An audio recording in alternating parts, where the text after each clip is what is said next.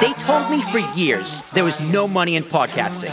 Well, they were all wrong. So it's so weird because I used to work in government, and I used to work in the House of Representatives in the Appropriations Committee. Okay. So I was dealing with government money, making policy recommendations for billions of dollars on policy, different things, and appropriating money. And so that's where I used to work. And then prior to all that, I've always just been interested in regular investing. And before anybody, and obviously we're going to talk about alternative investing, I can get to it. But I am also a traditional investor, which is stocks, bonds, and things like that. And what wound up happening is I was a comic book collector, and I started really in college. And then all of a sudden you're buying books and you need beer money.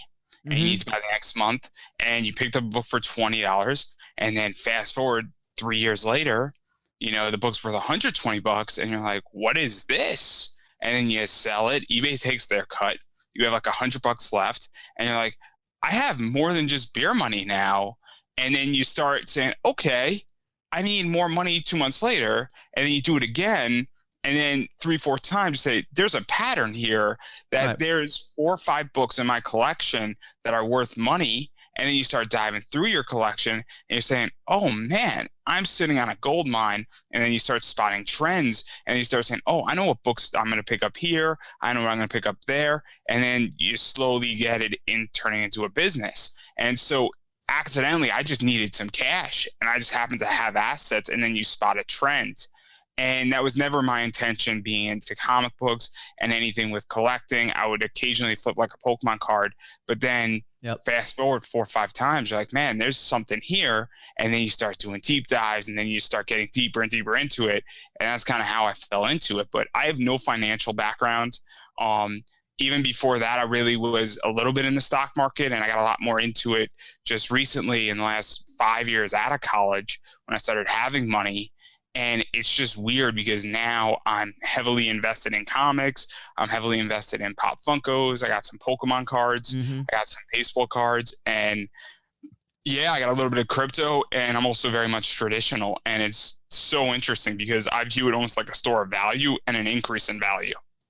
So I guess just more specifically, how do you define, like, what is the actual definition of alternative investing?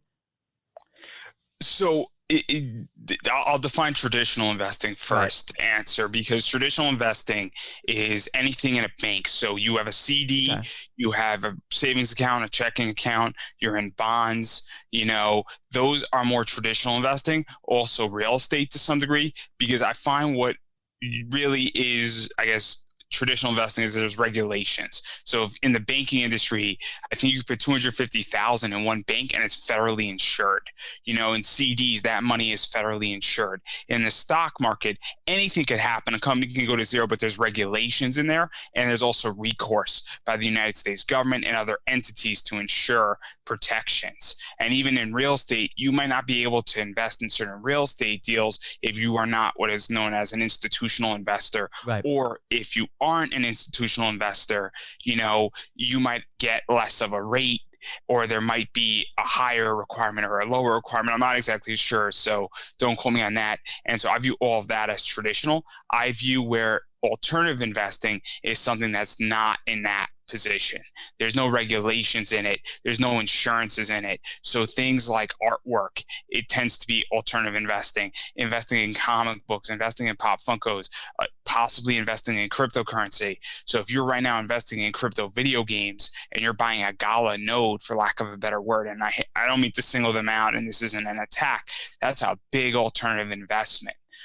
Versus, basketball cards, things like that. If you're investing in cars, because there is no insurance on that, and that could go straight to zero or could go all the way up to the moon, for lack of a better position. So that's how I view alternative investing. And you're also looking for a greater return in a more high risk position where it's more of the Wild West. And so that's my definition. And I know it's not such a clean definition, but that's where the difference is that one of them has 90% regulation, the other has 0 to 5% regulation. Yeah. So it's kind of like investing on the underground. Yeah, in a way, except or it's more of like you're trading physical things, or even in some case digital things with NFTs and cryptos, as opposed to investing in a company for like the promise of money later. Because when you buy a stock, you're not really buying money; you're buying the promise of money.